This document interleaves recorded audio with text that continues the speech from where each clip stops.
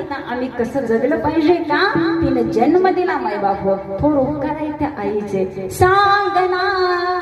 आई मला कोण वाचवणार तुझ्या विना मला जन्मासी कोण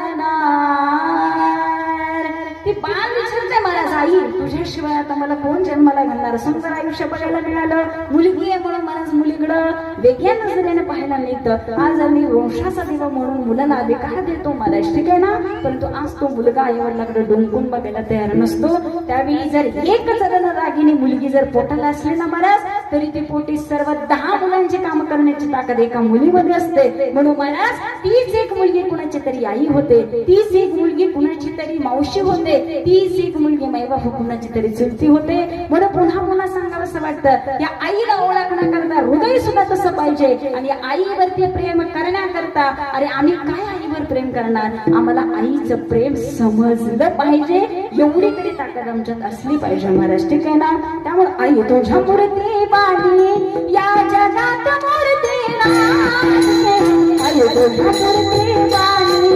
या जगात मूर्ती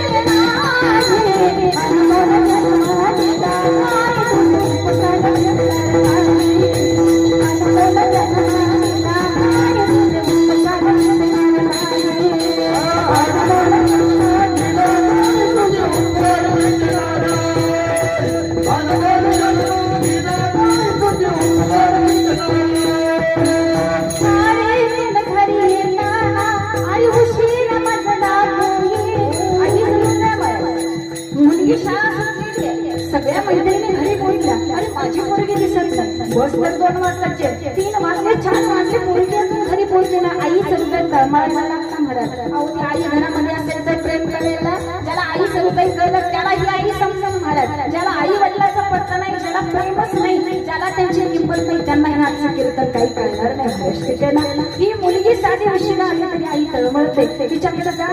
जा चौकशी कर पायात चप्पल नाही पडत या आईच्या हृदयाला काय म्हणावं शाळेतून घरी येताना आई उशिरा बसला गल्लो गल्ली तू फिरे